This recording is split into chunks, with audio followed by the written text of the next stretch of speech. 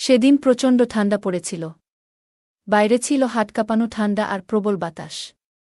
আমার ঘরের জানালা ঠিকমতো বন্ধ হচ্ছিল না, তাই আমার ভাগ্নে এসে বলল, মামি, আমি আজ আপনার ঘরে থাকতে চাই। তার কথা শুনে আমি তাকে আমার বিছানার এক পাশে জায়গা করে দিলাম। রাত গভীর হতে তাপমাত্রা আরও কমতে শুরু করল। হঠাৎ সে বলল, মামি, ঠান্ডায় আর টিকতে পারছি না, আমি আপনার পাশে শোব। আমি কিছু না ভেবে তাকে পাশে জায়গা দিলাম। তারপর মাঝরাতে হঠাৎ সে আমাকে, আমি অর্পিতা। আমি দেখতে অনেক সুন্দর ছিলাম। গায়ের রং ছিল একদমই ফর্সা। নিজের শরীরের অনেক যত্ন নিতাম, তাই আমার তেমন বয়স বোঝা যায় না। আমি সব সময় হালকা পোশাক বা ছোট আকারের পোশাক পরতে অনেক ভালোবাসতাম, যা আমাকে আরও অনেক আকর্ষণীয় করে তুলত। সেদিন আমি শহরের একটি পার্কের পাশে গিয়েছিলাম। পার্কের পার্কিং এলাকায় অনেক ভিড় ছিল। আমি একটু এগিয়ে দেখি, আমার পুরনো বান্ধবী সেখানে দাঁড়িয়ে আছে, আর তার ছেলে পাশে বসে রয়েছে। তার চেহারা দেখে মনে হলো হয়তো সে কোনো দুর্ঘটনার শিকার হয়েছে। আমি তৎক্ষণাৎ তাকে গাড়িতে তুললাম এবং হাসপাতালে নিয়ে গেলাম। তার অবস্থা খুব গুরুতর ছিল। হাসপাতালে পৌঁছে তাকে ভর্তি করালাম। ফর্ম পূরণ করার পর যখন আমি তার ছেলের পাশে বসলাম, তখন সে আমার দিকে তাকিয়ে মৃদু হেসে বলল, আপনি আমাদের জন্য যেন একজন দেবদূত হয়ে এসেছেন। ধন্যবাদ। ছেলেটির বয়স 15 হবে, সে হয়তো তখনও আমাকে চিনতে পারেনি। আমি তাকে বললাম, আমি তোমার মায়ের পুরনো বন্ধু। আমার এই কথা শুনে সে একটু স্বস্তি পেল। এরপর আমি তাদের পাশে থেকে যতটা সম্ভব সাহায্য করার চেষ্টা করলাম। সেদিনের সেই মুহূর্ত আমার জীবনে খুবই স্মরণীয় হয়ে থাকবে। এটা আমাকে আরও একবার মনে করিয়ে দিয়েছে জীবন কতটা অনিশ্চিত, আর সাহায্যের হাত বাড়িয়ে দেওয়া কতটা জরুরি। আমার নাম ঈশান। আমি সেদিন তোমার সঙ্গেই দেখা করতে যাচ্ছিলাম, কিন্তু পথে একটি মর্মান্তিক ঘটনা ঘটে গেল। আমার বান্ধবীর ছেলে বলল, হাসপাতালে পৌঁছে যখন তোমার মায়ের খবর জানতে চাইলাম, তখন তুমি ভয় আর অশ্রুতে ভেঙে পড়েছিলে। আমাকে জড়িয়ে ধরে তুমি কাপা গলায় বলেছিলে, মামি, মা তো ঠিক হয়ে যাবেন, তাই না? ডাক্তাররা তোমাকে ভেতরে নিয়ে গেল কেন? মায়ের কিছু হবে না তো? তার এই প্রশ্নগুলো যেন আমার হৃদয়কে বিদ্ধ করছিল। আমি তার মাথায় হাত রেখে বললাম, চিন্তা করো না, আমরা সবাই তোমার মায়ের পাশে আছি। কিছুই হবে না। আমার কথা শুনে সে একটু শান্ত হল। কিছুক্ষণ পর ডাক্তার বাইরে এলেন এবং আমাকে একান্তে তার কেবিনে ডেকে নিলেন। আমি আশঙ্কার সাথে তার কথা শুনছিলাম। ডাক্তার জানালেন তার মায়ের মাথায় আঘাত লেগেছে, আর সেই আঘাতের কারণে তিনি কোমায় চলে গেছেন। তার কথা শুনে আমি স্তব্ধ হয়ে গিয়েছিলাম। ডাক্তার আমাকে জানালেন যে আমার বন্ধু বৈশালীকে পুরোপুরি সুস্থ হতে সময় লাগবে, কয়েকদিন, কয়েক মাস, বা এমনকি কয়েক বছরও। তার অবস্থার গুরুত্ব বিবেচনা করে তাকে আইসিইউতে রাখা হয়েছে। ডাক্তারদের কথা শোনার পর আমি বাইরে এসে বৈশালীর ছেলের সঙ্গে কথা বললাম। তাকে বললাম, ডাক্তার বলেছেন তোমার মায়ের চিকিৎসা চলবে, আর তাকে কিছুদিন হাসপাতালে থাকতে হবে। আমার কথা শুনে সে উদ্বিগ্ন হয়ে বলল, তাহলে আমি কোথায় থাকব?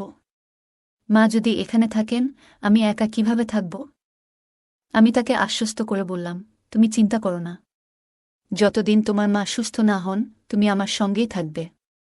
তোমার মায়ের জন্য হাসপাতালের সমস্ত দায়িত্ব আমি নেব, কারণ সে আমার খুব কাছের একজন বন্ধু।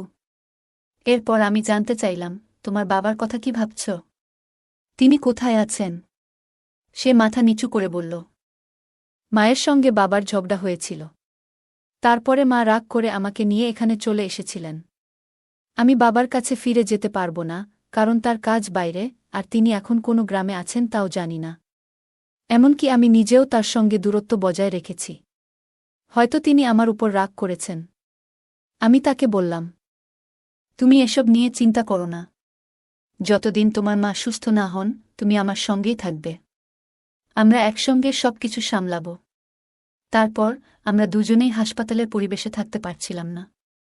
তাই আমি একজন নার্সের সঙ্গে কথা বললাম এবং তার সাহায্য চাইলাম যাতে বৈশালীর চিকিৎসার প্রক্রিয়া সঠিকভাবে এগিয়ে যায়। বৈশালীর চিকিৎসার দায়িত্ব নেওয়ার পর বুঝতে পারলাম, হাসপাতালে দীর্ঘ সময় থাকা আমার পক্ষে সম্ভব নয়, কারণ আমার কাজের দায়িত্বও ছিল। তাই আমি তার ছেলে ঈশানকে আমার বাড়িতে নিয়ে এলাম।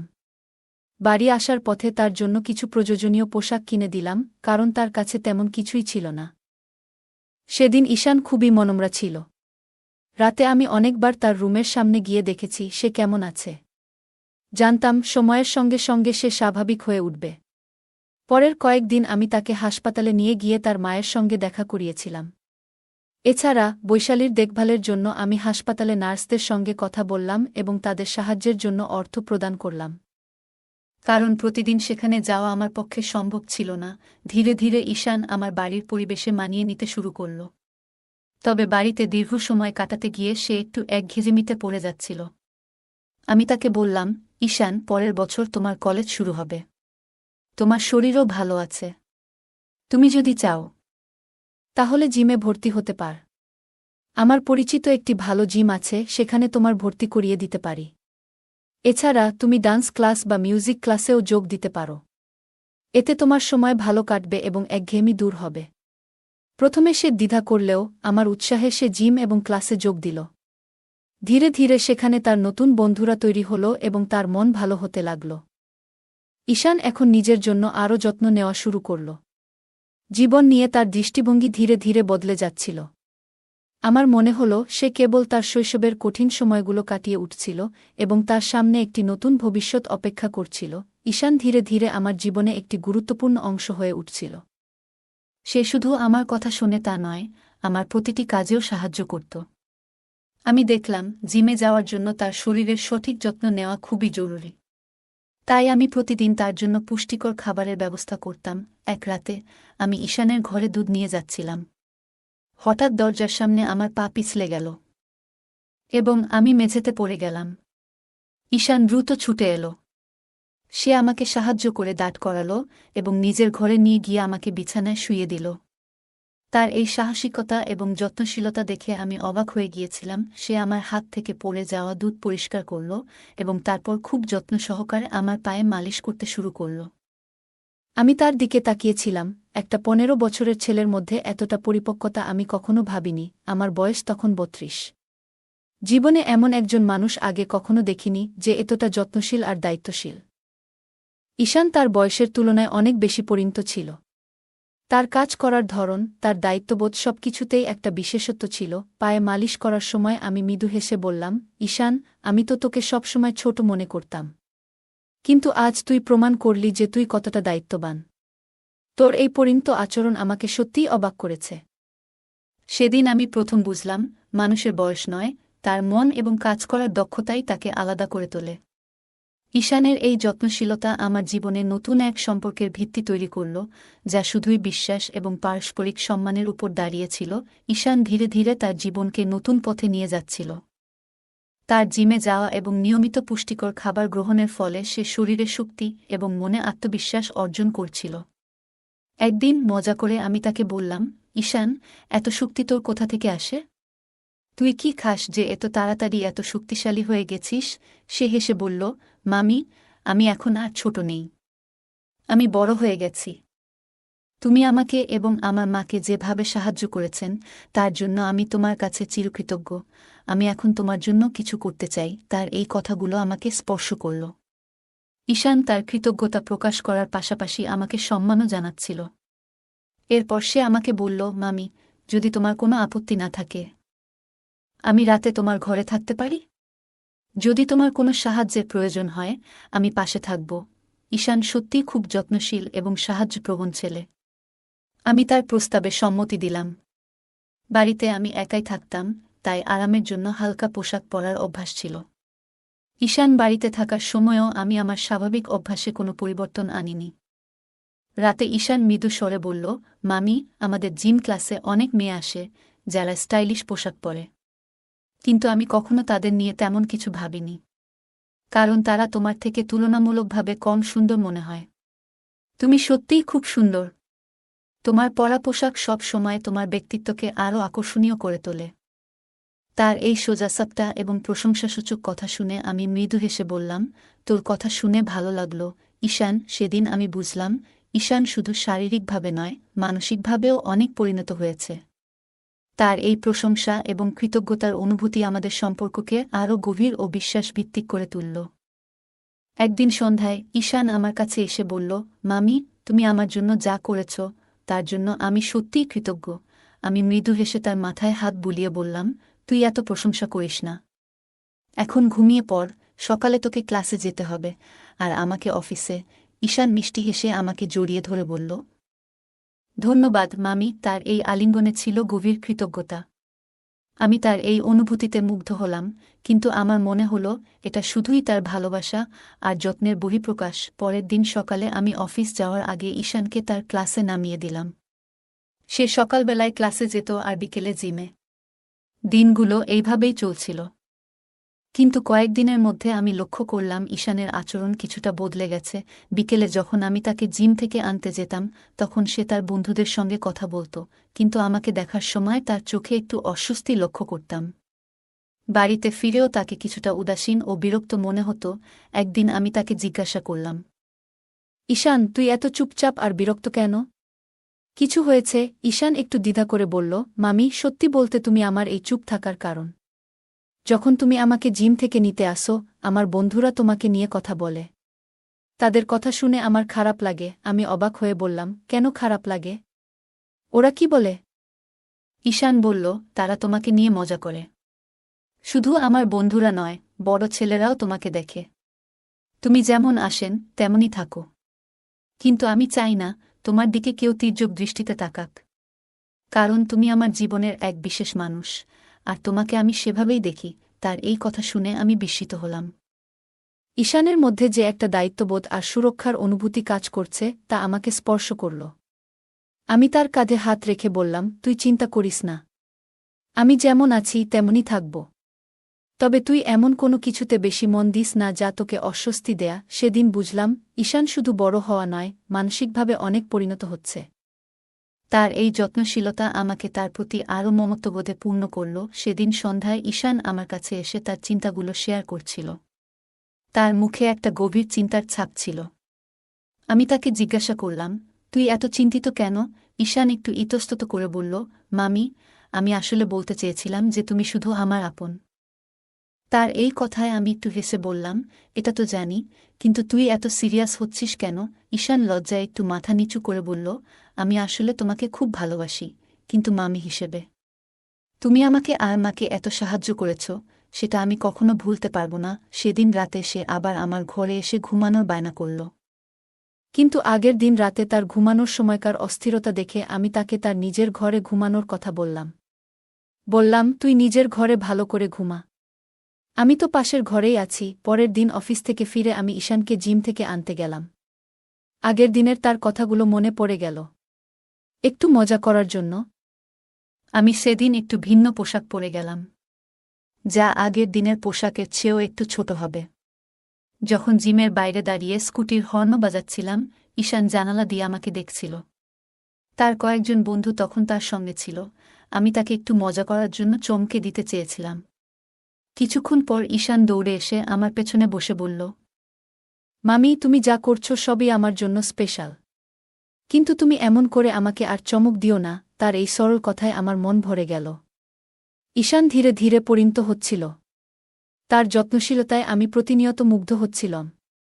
এটাই ছিল আমাদের সম্পর্কের গভীর বন্ধন, যেখানে আমরা একে অপরের প্রতি মমতা ও ভালোবাসা দেখাতাম। আমরা তখন বাইকে ছিলাম। আমার মনে হচ্ছিল কিছু একটা অস্বাভাবিক ঘটছে, কিন্তু তেমন গুরুত্ব দেইনি। হঠাৎ সে আরও কাছে এসে আমাকে ধরে বসল। এক হাত রাখল আমার হাঁটুতে আর অন্য হাত কোমরে। আমাদের মধ্যে কোনো দূরত্বই যেন ছিল না, এতটাই ঘনিষ্ঠ হয়ে বসেছিল। সময় গড়িয়ে সন্ধ্যা নামতে শুরু করেছিল। তার এমন আচরণে আমি ভীষণ অস্বস্তি অনুভব করছিলাম। আমি গাড়ি রাস্তার পাশে থামিয়ে তাকে নামতে বললাম। সে নামার পর আমি রাগী গলায় বললাম, তুমি এটা কি করছো? তুমি কি জানো তুমি কিভাবে আমাকে স্পর্শ করছো? সে হেসে বলল, তুমি যদি আমাকে চমকে দিতে পারো, আমি কি একটু মজা করতে পারি না? আমি তো আগেই বলেছিলাম যে জিমে এমন ছোট পোশাক পরে আসো না।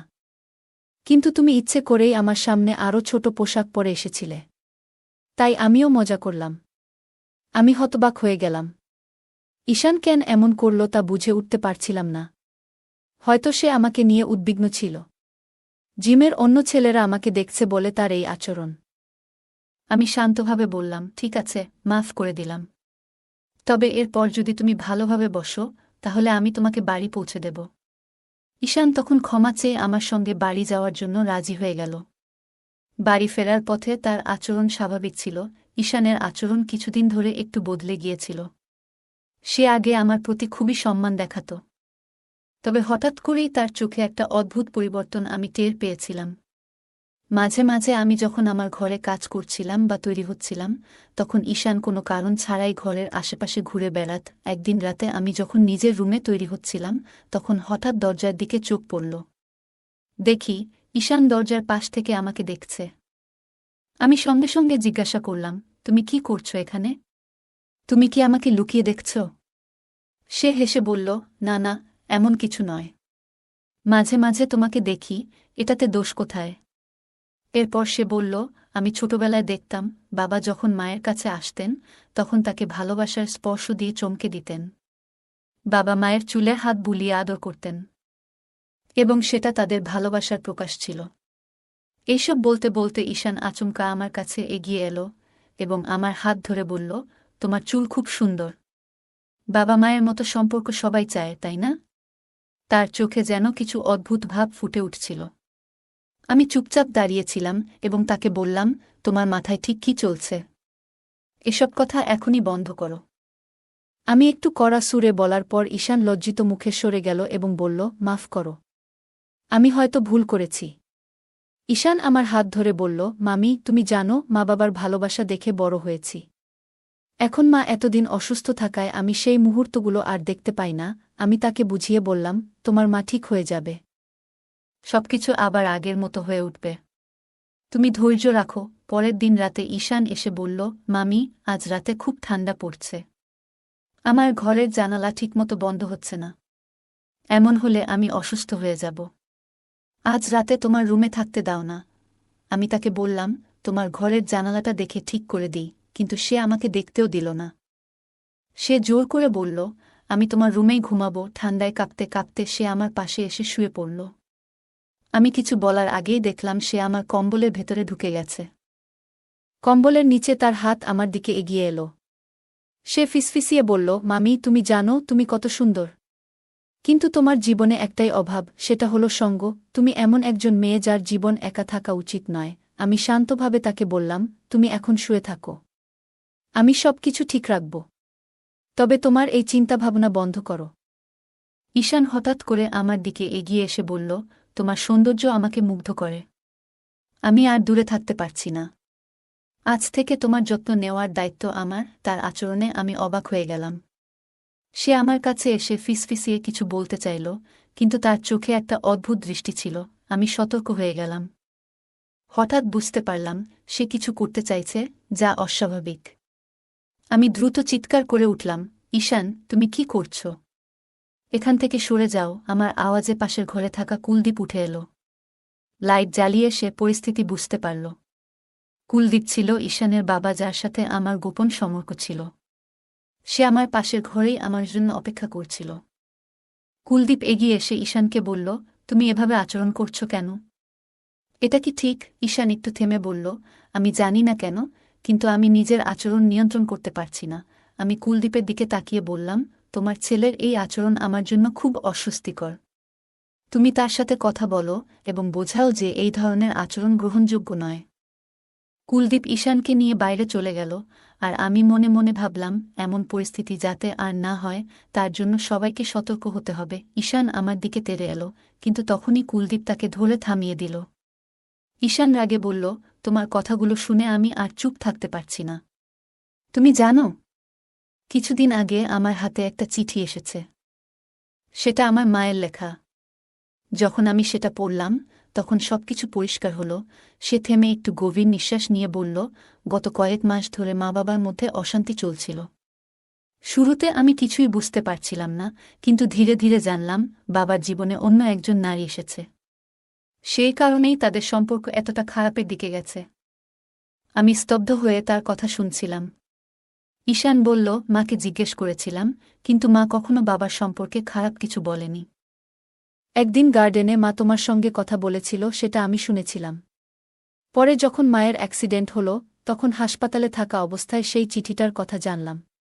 আমি জানি তুমি সেই চিঠিটা লুকিয়ে রেখেছিলে। তার চোখে রাগ আর কষ্ট মিশেছিল। সে বলল, তোমার মতো মানুষদের কারণে মানুষ বিশ্বাস হারায়। তুমি কিভাবে অন্যের জীবনে এতটা নষ্টামি করতে পারো? তোমার মতো মানুষ কখনো কারো সত্যিকারের ভালোবাসা পেতে পারে না। আমার মা শেষ পর্যন্ত তোমার মতো একজনের কারণে এই অবস্থায় পড়েছে। আমি হতবাক হয়ে গেলাম, কিছু বলার ভাষা হারিয়ে ফেলেছিলাম। কুলদীপ তাকে শান্ত করার চেষ্টা করছিল।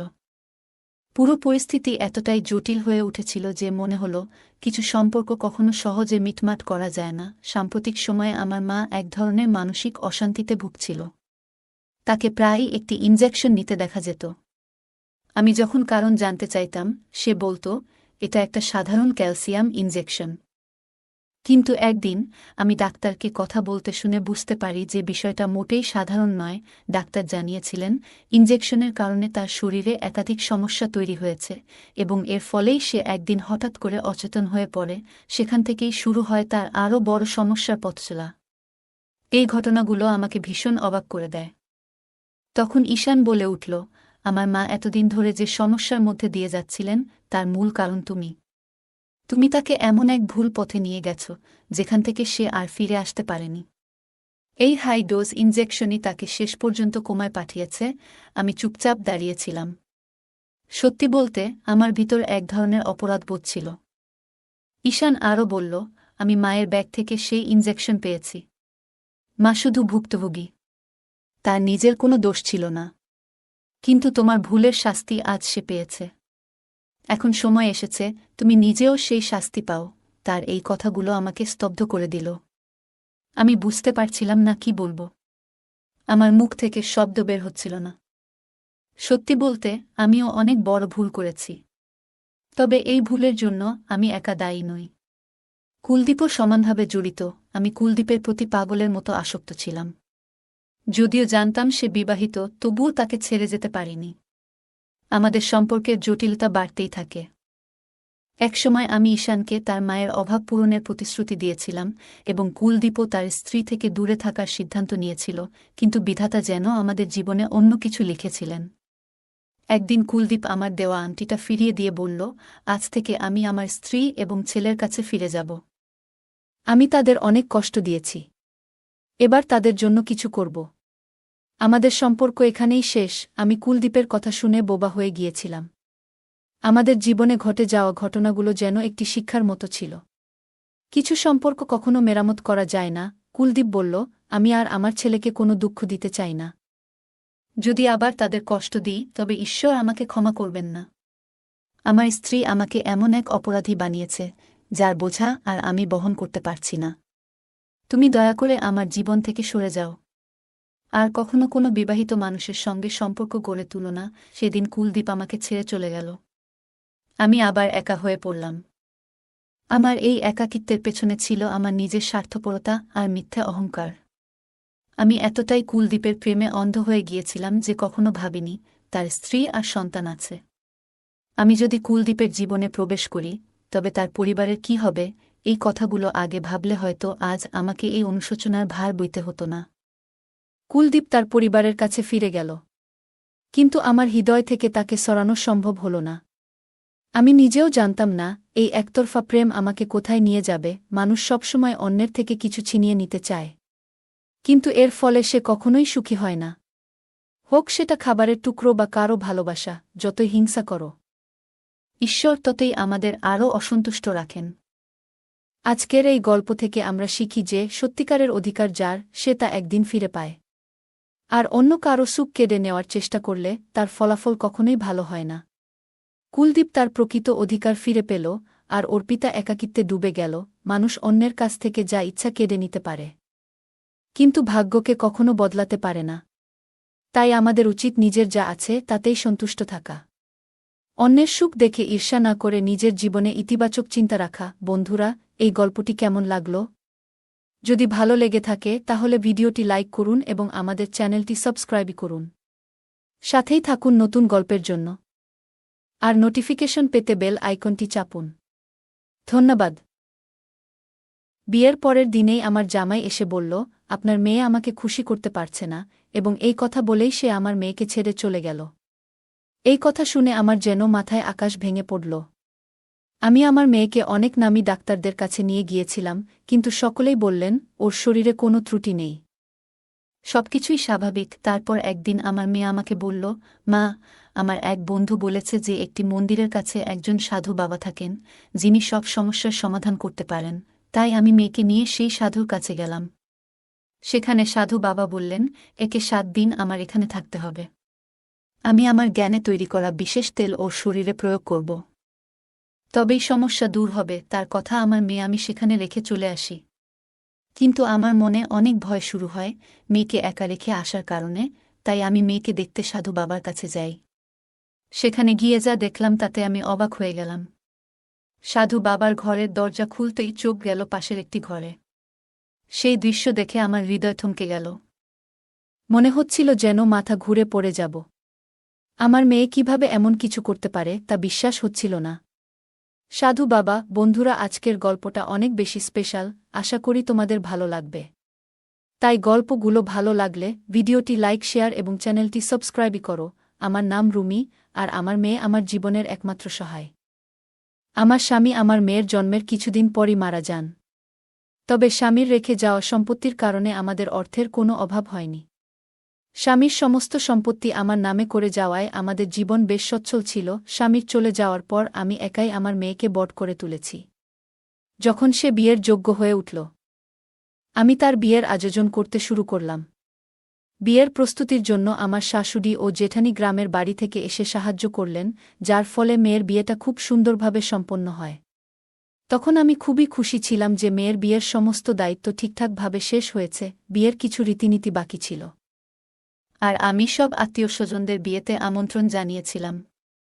সবাই আমার সাথে অত্যন্ত ভালো ব্যবহার করেছেন, কখনো কোনো সমস্যা তৈরি হয়নি। তবে বিয়ের পরে আমার মেয়েকে সেখানে একা রেখে আসতে আমার মন কিছুতেই স্থির হচ্ছিল না। তাকে একা রেখে আসা যেন ঠিকঠাক মনে হচ্ছিল না। তাই আমি আবার ফিরে গেলাম মেয়ের কাছে। সেখানে পৌঁছে যা দেখলাম তাতে আমার মাটি যেন পায়ের তলা থেকে সরে গেল। আমার স্বামীর অনুপস্থিতি যেন আমার জীবনে তেমন কোনো শূন্যতা তৈরি করেনি। চারপাশের সবাই নিজের মতো করে আমাকে সহায়তা করছিল। তাদের এই ভালোবাসা ও সহযোগিতায় আমার চোখে জল এসে গেল। আমার মনে হচ্ছিল, যদি আজ আমার স্বামী বেঁচে থাকতেন তাহলে মেয়ের বিয়েতে কতটাই না খুশি হতেন। কিছু দিনের মধ্যেই আমার মেয়ের বিয়ে ধুমধাম করে সম্পন্ন হল। সে তার শ্বশুর বাড়ি চলে গেল। বিদায়ের সময় আমি খুব কেঁদেছিলাম, কারণ সে ছিল আমার স্বামীর শেষ স্মৃতি। কিন্তু মেয়েরা তো একদিন না একদিন শ্বশুরবাড়ি চলে যায়। তাই আমি মেয়ের সুখী জীবনের জন্য ঈশ্বরের কাছে প্রার্থনা করলাম। সবকিছু মিটে যাওয়ায় আমার মনে এক শান্তি এলো। আমি ভগবানের কাছে কৃতজ্ঞ ছিলাম যে তিনি আমার মেয়েকে ভালো একটি পরিবার দিয়েছেন। পরের দিন হল ঘরে বসে আমি মেয়ের স্মৃতিতে অশ্রুসিক্ত হচ্ছিলাম। এই পৃথিবীর নিয়মটাই অদ্ভুত। সারা জীবন নিজের হাতে বট করে তোলার পর মেয়েকে একদিন অন্য কেউ এসে নিজের ঘরে নিয়ে যায়। কাঁদতে কাঁদতে যখন মনে একটু হালকা অনুভব করছিলাম, তখন পাশের ঘর থেকে আমার ফোনের ঘণ্টি বাজতে লাগল। মেয়ের চলে যাওয়ার পর অতিথিরাও ধীরে ধীরে বিদায় নিয়েছিল। কেবল ঘনিষ্ঠ কয়েকজন আত্মীয় ঘরে রয়ে গিয়েছিল, যারা সবাই ঘুমিয়ে পড়েছিল। কিন্তু আমি তখনও হলঘরে একা বসেছিলাম। বিয়ের পরদিনই মেয়ের অনুপস্থিতিতে বাড়িটা একেবারে ফাঁকা ফাঁকা লাগছিল। একদিনের মধ্যেই যেন সব বদলে গেছে। ঘরে একা বসে থাকতে অস্বস্তি হচ্ছিল, তাই একটা গভীর শ্বাস নিয়ে নিজের ঘরে চলে গেলাম। কিন্তু ততক্ষণে ফোনের রিং বন্ধ হয়ে গেছে।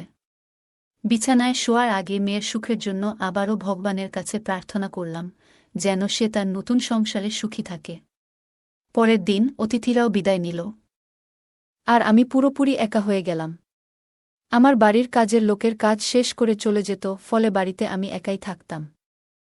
আজ মেয়ের বিয়ের দ্বিতীয় দিন, আর গৃহপরিচারিকা কাজ দ্রুত সেরে এসে জিজ্ঞেস করল সে একটু আগে যেতে পারে কিনা। তার কাজ শেষ হয়ে যাওয়ায় তাকে অনুমতি দিলাম। কিছুক্ষণ পরে আমার জামাই মেয়েকে নিয়ে হঠাৎ বাড়িতে চলে এলো। মেয়েকে দেখে খুব খুশি হলাম, কিন্তু জামাই যখন বলল যে সে মেয়েকে আমার কাছেই রেখে যাবে, তখন আমি স্তব্ধ হয়ে গেলাম। এত শীঘ্রই সে মেয়েকে ফিরিয়ে দেবে ভাবিনি। মনে হলো হয়তো কোনো রীতি বা অনুষ্ঠান বাকি আছে, তাই তারা এসেছিল। কিন্তু জামাই বলল, আপনার মেয়ে আমাকে খুশি রাখতে পারছে না, তাই আপনি ওকে নিজের কাছেই রাখুন। এই কথা শুনে আমার লজ্জায় মাথা নত হয়ে গেল। কিভাবে কথা বলবো বা কি প্রশ্ন করব তা কিছুই বুঝতে পারছিলাম না। মেয়েও মাথা নিচু করে দাঁড়িয়েছিল। জামাই যখন মেয়েকে রেখে চলে যেতে চাইল, তখন আমি তার হাত ধরে বোঝানোর চেষ্টা করলাম। আমি বললাম, দয়া করে এমনটা করবেন না। আমি ক্ষমাপ্রার্থী যদি কোনো ভুল হয়ে থাকে। আমি ওকে বুঝিয়ে বলব। ও এখনও নতুন, সংসার জীবনের অনেক কিছুই জানে না। যদি কোনো ত্রুটি হয়ে থাকে তবে আমি আপনার কাছে ক্ষমা চাইছি। এত তাড়াতাড়ি সিদ্ধান্ত নেবেন না। দয়া করে ওকে আবার নিজের বাড়িতে নিয়ে যান। আমার মনে হচ্ছিল যদি লোকে শুনতে পায় যে বিয়ের পরের দিনই জামাই আমার মেয়েকে ছেড়ে দিয়ে গেছে, তাহলে কত কথাই না উঠবে। কিভাবে মানুষকে বোঝাবো আর তাদের প্রশ্নের কি উত্তর দেব? লোকে যদি আমার মেয়ের চরিত্র নিয়ে কিছু বলে, আমি সেটা সহ্য করতে পারব না। সত্যি কি আমার মেয়ের কোনো ভুল ছিল, নাকি জামাই আমাকে মিথ্যে কিছু বলছে, এখনও জানি না। তবে আমার কথা তার উপর কোনো প্রভাব ফেলল না। সে আমার দিকে তাকালো না, বরং হাত ছাড়িয়ে বলল, আপনার মেয়েকে এখানেই রেখে যাব, এবং চলে গেল। তখন আমার মনে নানা প্রশ্ন জাগতে লাগল। হয়তো মেয়ে কিছু বলতে অস্বীকার করেছিল, হয়তো তাদের মধ্যে কোনো ঝগড়া হয়েছিল। চোখে জল নিয়ে মেয়ের দিকে তাকালাম, দেখলাম সেও কাঁদছে। তাকে নিয়ে ঘরের ভেতর এসে বসলাম। এরপর আমি মেয়েকে নামকরা ডাক্তারদের কাছে নিয়ে গিয়ে পরীক্ষা করালাম। কিন্তু সব ডাক্তারই বললেন যে সে সম্পূর্ণ সুস্থ, ওর মধ্যে কোনো ত্রুটি নেই। তখনই আমি সিদ্ধান্ত নিলাম যে জামাইয়ের কাছে গিয়ে সরাসরি জিজ্ঞেস করব, যখন আমার মেয়ে সম্পূর্ণ সুস্থ, তাহলে আপনি এমন অভিযোগ কেন তুললেন? মেয়েকে বললাম, আমি এখনই এর উত্তর খুঁজে বের করব। আমি ভাবছিলাম যে জামাইয়ের কাছে প্রশ্ন করবই। আমার কথা শুনে মেয়ে বেশ ভয় পেয়ে গেল এবং তার হাত কাঁপতে লাগল। সে বলল, মা প্লিজ, তুমি ওকে কিছু বলো না। কে জানে ও তোমার কথা শুনবে কি না। যদি রাগ করে আমাকে ছেড়ে চলে যায় বা অন্য কিছু করে বসে। মেয়ের কথা শুনে আমার মন আরও জটিলতায় ভরে উঠল। আমি লক্ষ্য করছিলাম এই বিষয়ে কথা বলার সময় মেয়ে চোখ সরিয়ে কথা বলে, যা আমার কাছে অদ্ভুত লাগছিল। কিন্তু মেয়ের জন্য সবকিছু চুপচাপ সহ্য করছিলাম। আমার মন তখন দ্বিধায় ছিল, কার ভুল আর কার কথা সত্যি। সত্যটা জানা আমার জন্য সহজ ছিল না, তবে তাড়াহুড়ো করে কিছু সিদ্ধান্ত নেওয়া ঠিক হবে না। কিছুক্ষণ পর আমরা গাড়িতে উঠে বাড়ির পথে রওনা দিলাম, কিন্তু সেই প্রশ্নগুলো মাথায় ঘুরতেই থাকল। মনে হচ্ছিল এমন কিছু হয়তো আছে যা আমি এখনও বুঝে উঠতে পারিনি। হয়তো জামাই মেয়েকে পছন্দ করে না এবং অন্য কাউকে পছন্দ করে। তাই সে আমার মেয়েকে দোষ দিচ্ছে, নাকি সত্যিই আমার মেয়ের মধ্যেই কোনো ভুল আছে। এইসব চিন্তা আমাকে আচ্ছন্ন করে রেখেছিল। এইসব ভাবতে ভাবতেই কখন যে আমরা বাড়ি পৌঁছলাম টের পাইনি। কিছুক্ষণ পর মেয়ে নিজের ঘরে চলে গেল। রাতের খাবার শেষে সে আমার জন্য চা বানিয়ে এনে আবার নিজের ঘরে চলে গেল। কিছুক্ষণ পর সে শান্ত কণ্ঠে আমার কাছে এসে বলল, মা, আমার এক বান্ধবী বলেছে গ্রামের বাইরে এক মন্দিরের পাশে একজন সাধুবাবা থাকেন, যিনি সব সমস্যার সমাধান করতে পারেন। যদি সেখানে যাই হয়তো কিছু সমাধান মিলবে। মেয়ের কথা শুনে অবাক হলাম। বললাম, ঠিক আছে, তুই যদি তাই চাস তবে আমরা সেখানে যাব।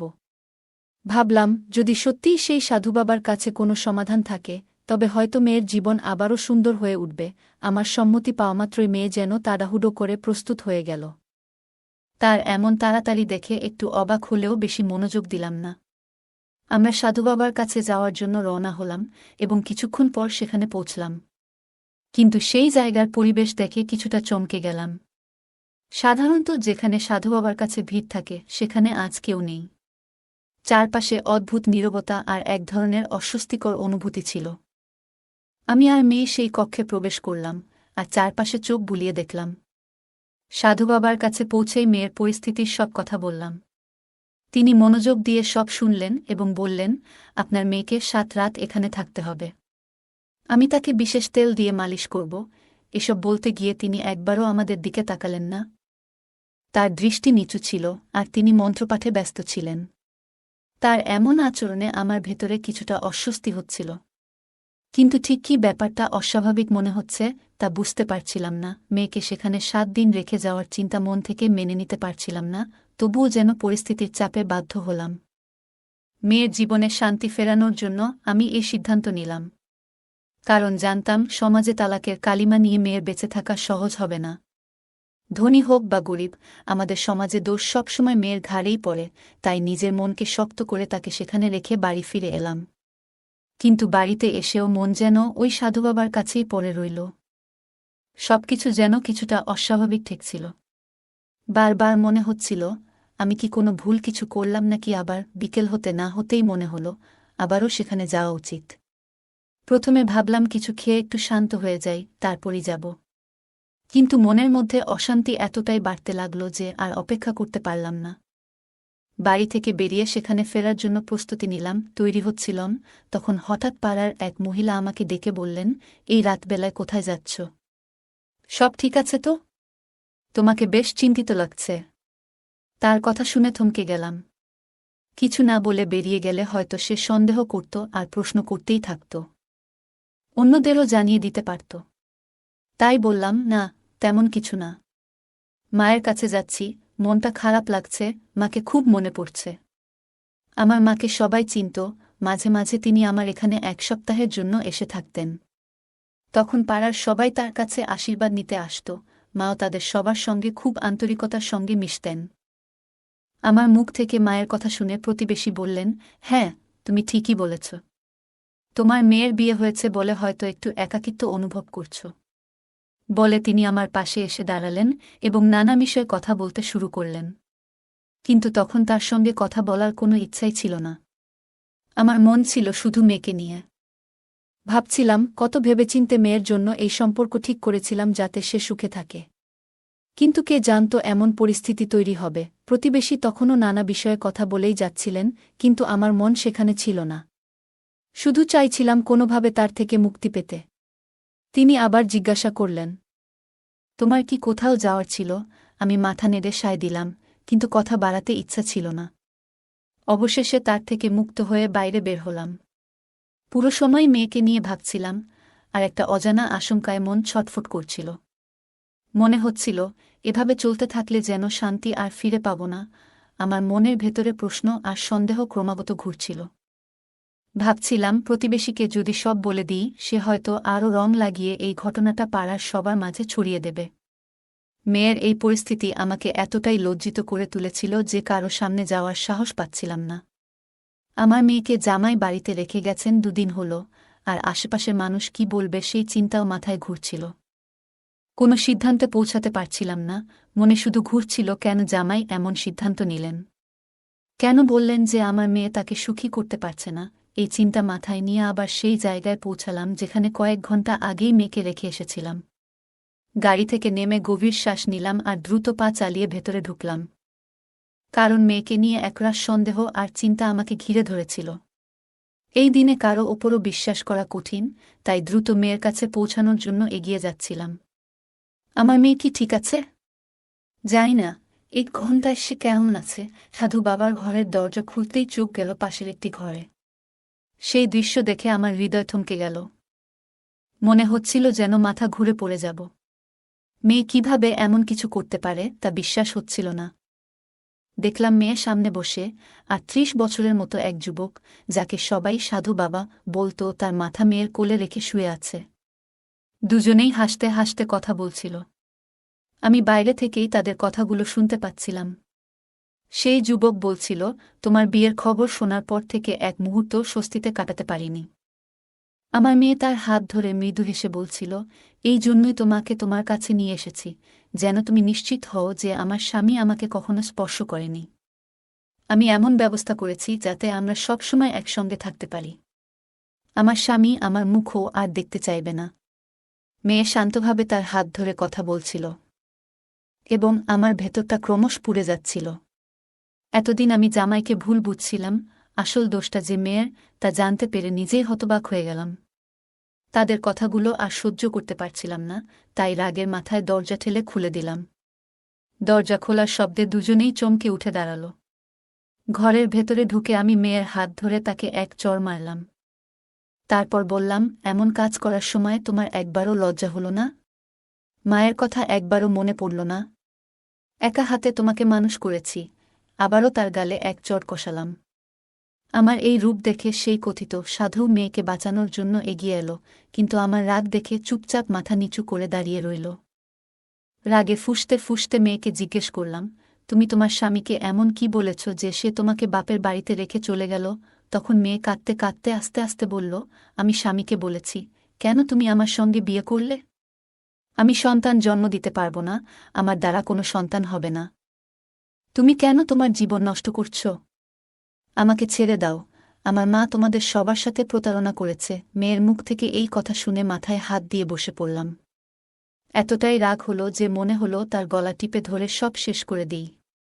আমার মেয়ে এমন কৌশলে সবকিছু করল কিভাবে? আমি তো কখনো এমন শিক্ষা দিইনি। তবু কেন এমন পথে সে হাঁটল? তখন মেয়ে মাথা তুলে বলল, মা, আমি ওকে ভালোবাসি আর তাকেই বিয়ে করব। সে তখন নির্ভয়ে আমাকে তার কথাগুলো বলছিল, সাহস নিয়ে মুখের উপর বলছিল। কিন্তু সেই সময় আমি কিছু বলিনি, তাকে টেনে নিয়ে বাড়িতে চলে এলাম। বাড়িতে ফিরে তাকে বুঝানোর চেষ্টা করলাম, দেখো মেয়ে, আবেগে ভেসে কোনো সিদ্ধান্ত নিও না। জানি তুমি ওকে ভালোবাসো, কিন্তু ভাবো, এখন তোমার বিয়ে হয়ে গেছে, এখন তোমার একজন স্বামী আছে এবং তোমার জন্য নিজের সম্পর্কের দিকে মনোযোগ দেওয়া জরুরি। আমি তাকে অনেক বোঝানোর চেষ্টা করেছিলাম, কিন্তু সে আমার কোনো কথাই শুনতে চাইছিল না। অবশেষে নিরুপায় হয়ে আমি তাকে তার স্বামীর কাছে নিয়ে গেলাম। তার স্বামীর সামনে গিয়ে আমি সব সত্যি কথা বলে দিলাম এবং আমার মেয়ের পক্ষ থেকে ক্ষমাও চাইলাম। এটা শুনে তার স্বামী বলল, না, আমি আর তাকে আমার সঙ্গে রাখতে পারব না। যে মেয়ে অন্য একজনের জন্য নিজের স্বামীকে ছেড়ে দিতে পারে, সে কখনো সুখী হতে পারবে না। আমি এত বড় মনের মানুষ নই যে সব কিছু জেনে শুনে এমন একজন মেয়েকে গ্রহণ করব। আমি তাকে তালাক দেব এবং অন্য কারো সঙ্গে বিয়ে করব। আমি তার সামনে মাথা নত করে দাঁড়িয়েছিলাম। আমি জানতাম সে একজন খুব ভালো মানুষ এবং আমার মেয়ে তার সঙ্গে খুব সুখী হতে পারত।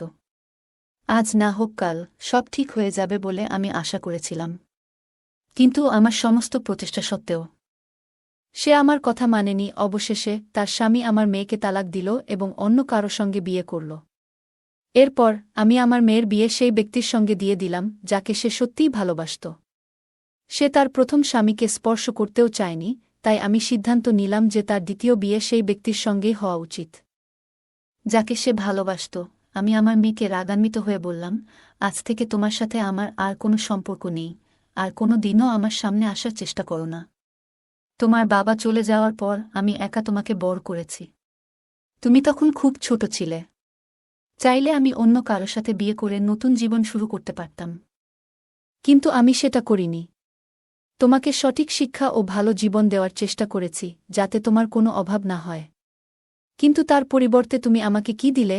এই কথাগুলো বলে আমি তাকে বাড়ি থেকে বের করে দিলাম। কিভাবে সে এখন বাঁচছে, কেমন আছেন তার স্বামী, এসব নিয়ে আমি আর কোনো খোঁজ খবর রাখিনি।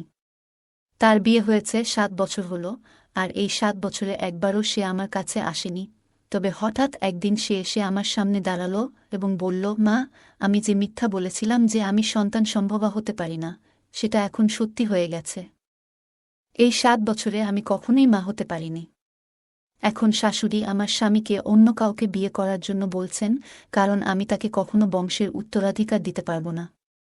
এ নিয়ে আমাদের মধ্যে প্রায় ঝগড়া হয়। তাকে আমি বললাম, তুমি যে ভুল করেছিলে তার ফলই এখন ভুগছ। সে তখন আমার সামনে হাত জোট করে বলল, মা, আমি তোমার কাছে অপরাধী, আমাকে ক্ষমা করে দাও। আমি তাকে বললাম, আমার কাছে ক্ষমা চেয়ে কোনো লাভ নেই, বরং তোমার প্রথম স্বামীর কাছে ক্ষমা চাও, কারণ তার কোনো দোষ ছিল না, তবুও তুমি তাকে তার অধিকার থেকে বঞ্চিত করেছিলে। যদি সে তোমাকে ক্ষমা করে, তাহলে আমিও তোমাকে ক্ষমা করব। আমার কথা শুনে আমার মেয়ে তার প্রথম স্বামীর কাছে গেল এবং তার কাছে ক্ষমা চাইতে লাগল। আশ্চর্যের বিষয়ে তার স্বামী তাকে সঙ্গে সঙ্গে ক্ষমা করে দিল, কারণ সে নিজের জীবনে খুবই সুখী ছিল। এরপর ঈশ্বরের আশীর্বাদে 9 বছর পর আমার মেয়ের ঘরে একটি সুন্দর পুত্র সন্তানের জন্ম হল। তখনই সে উপলব্ধি করল যে একজন মা তার সন্তানের জন্য কতটা চিন্তা করেন এবং সেই অনুভূতি কতটা গভীর। আসলে যতক্ষণ না একজন মেয়ে নিজে মা হয়, সে কখনোই তার মায়ের কষ্ট এবং ত্যাগ পুরোপুরি বুঝতে পারে না। এরপর আমার মেয়ে আবার আমার কাছে ফিরে এলো এবং আমার সামনে হাত জোট করে ক্ষমা চাইল।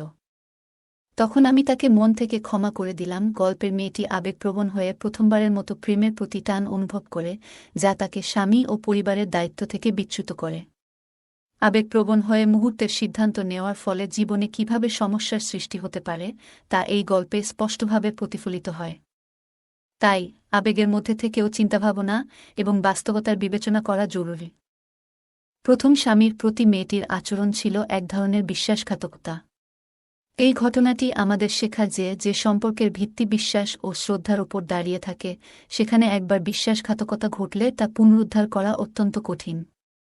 এটি বোঝায় যে সঠিক ও আন্তরিক সম্পর্ক বজায় রাখা কতটা গুরুত্বপূর্ণ। মেয়েটির প্রথম স্বামী তাকে ক্ষমা করার মধ্যে যে মহানুভবতা দেখিয়েছিল তা আমাদের শেখায় যে ক্ষমার মাধ্যমে মানসিক শান্তি এবং সুখ পাওয়া যায়। ক্ষমা না করলে মানুষ নিজের মনে দুঃখ ও বিদ্বেষ বহন করে চলে। ক্ষমার শক্তি শুধুমাত্র নিজেকেই নয়, অপরপক্ষকেও শান্তি দিতে পারে। গল্পে মেয়েটির মা তার সন্তানকে সব রকম ত্যাগ স্বীকার করে বট করেছিলেন, কিন্তু মেয়েটি তা তখন উপলব্ধি করেনি। কিন্তু নিজে মা হওয়ার পর সে উপলব্ধি করল একজন মা কিভাবে তার সন্তানের সুখ দুঃখ নিয়ে চিন্তা করেন। এই শিক্ষা আমাদের বোঝায় যে যতক্ষণ না কেউ নিজে সেই অভিজ্ঞতা লাভ করে ততক্ষণ সে অন্যের ত্যাগ ও কষ্ট পুরোপুরি বুঝতে পারে না। গল্পের শেষে মায়ের ক্ষমা এবং মেয়ের সঙ্গে পুনর্মিলন আমাদের শেখায় যে সত্যিকারের ভালোবাসা কখনো দূরত্ব মেনে নেয় না। ভালোবাসা এবং সম্পর্ক যতটা ভেঙে যাক না কেন, সঠিক উপলব্ধি এবং ক্ষমার মাধ্যমে সম্পর্ককে আবারও মজবুত করা সম্ভব।